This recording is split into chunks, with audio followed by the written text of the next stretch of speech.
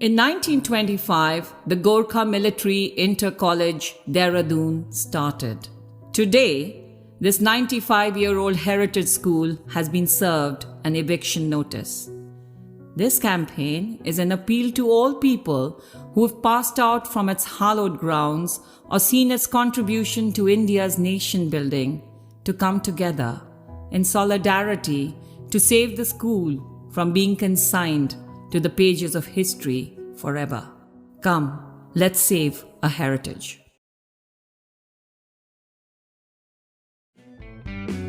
Sunnuhos Gorkhaliman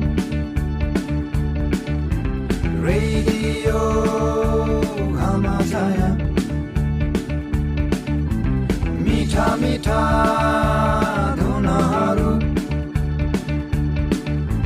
Sunnuhos Savne Basaman Hamasaya इतिहास के पन्नों से गोरखा मिलिट्री इंटर कॉलेज।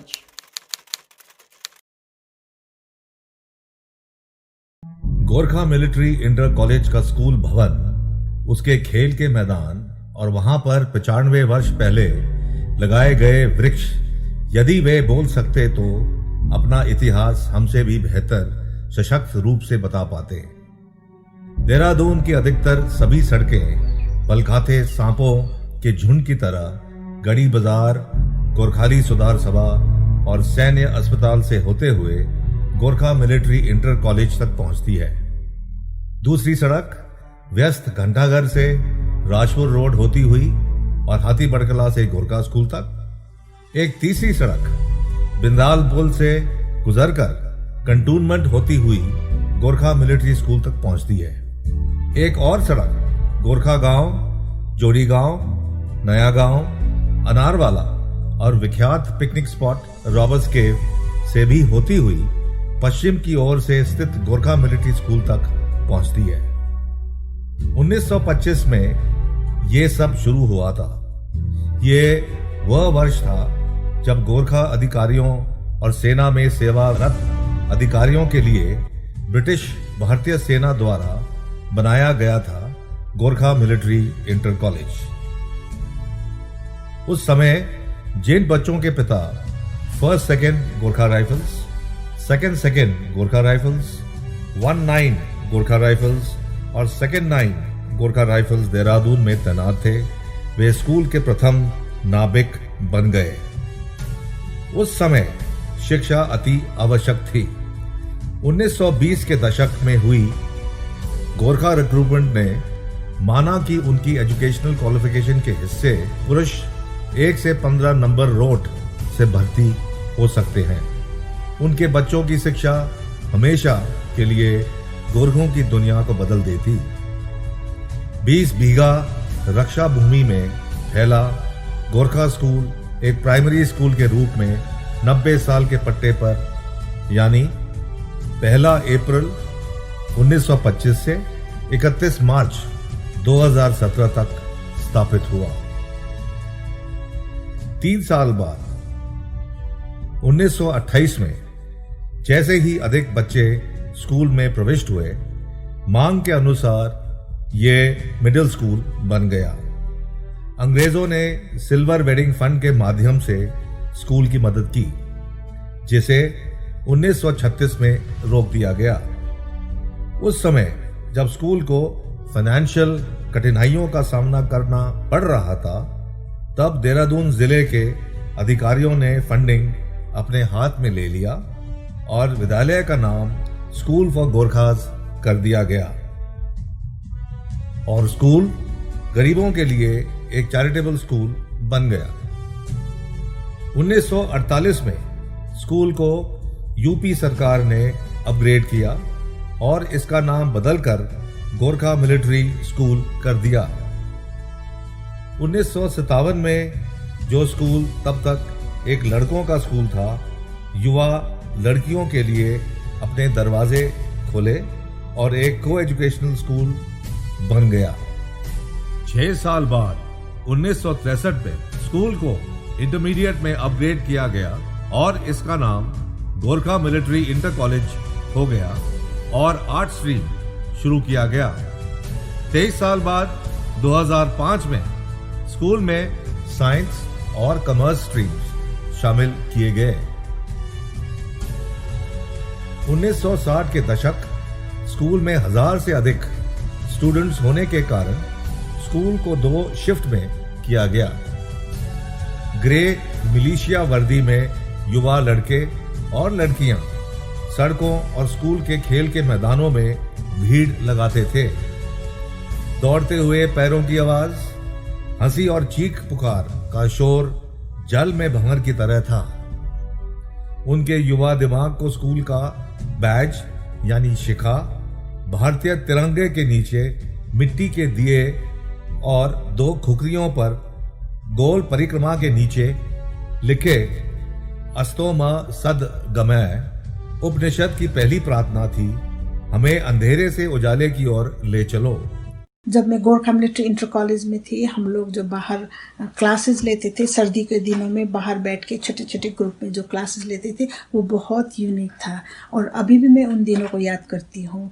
और जो हम लोग कैंटीन जाते थे, कैंटीन में हम लोग चाय पीते थे और एक साथ बैठ के अपनी बातें शेयर करते थे अपने फ्रेंड्स लोगों के साथ, वो बहुत याद आती है। और जब आफ्टर स्कूल मैं स्काउट टीम की जो कैप्टन थी और जो मेरा जीतने का जुनून था उस स्काउट ट्रॉफी को लेकर, और हम रात दिन मेहनत करके जो 4 साल में हम लोगों ने वहाँ ट्रॉफी जीती है, वो दिन मैं अभी तक याद करती हूँ। और जब हम लोग छुट्टियों में छुट्टी होने के बाद जो गोरखा मिलिट्री से बाहर निकलते थे, वो हम लोगों का यूनिक ड्रेस था, सब वो पूरा रोड भरा रहता था गोरखा मिलिट्री के वो यूनिक ड्रेसेस से।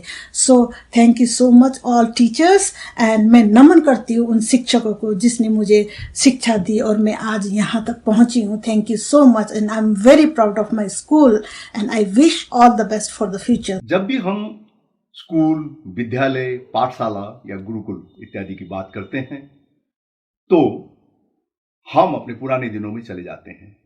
बचपन के वो दिन जब हम स्कूल परिसर में धमाचौकड़ी मचाते थे या उछल कूद मचाते थे, उसके बाद अपने गुरुजन अध्यापकों का ताड़न प्रताड़न का शिकार होते थे और कभी कभी कुछ उपलब्धियों पर हमें पुरस्कृत किया जाता था।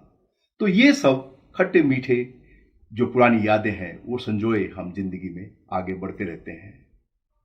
फिर कई चीजें जो होती हैं जो हमें शायद उस समय बचपन के दौरान समझ में नहीं आती है, आज हम अपनी जिंदगी में फिर उन्हीं दिनों को थोड़े से गंभीरता के साथ देखने की कोशिश करते हैं, तो हम ये समझ में आता है कि हमारा जो टोटल पर्सनैलिटी था, पर्सनैलिटी डेवलपमेंट, हमारी जो संस्कार का अर्जन था और जो हमारा चरित्र निर्माण था, वो सब इन्हीं स्कूलों में, विद्यालयों में होता था।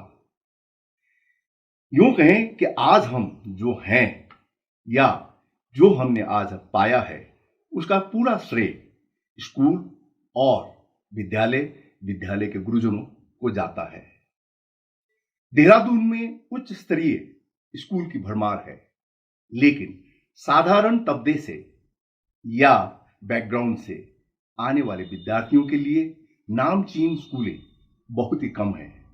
इनमें से एक स्कूल है गोरखा मिलिट्री इंटर कॉलेज, जो पहले गोरखा मिलिट्री स्कूल के नाम से जाना जाता था। ये स्कूल साधारण तबकों के बच्चों के लिए ही नहीं, ज्यादातर ये सैनिकों के बच्चों के लिए एक वरदान स्वरूप रहा है।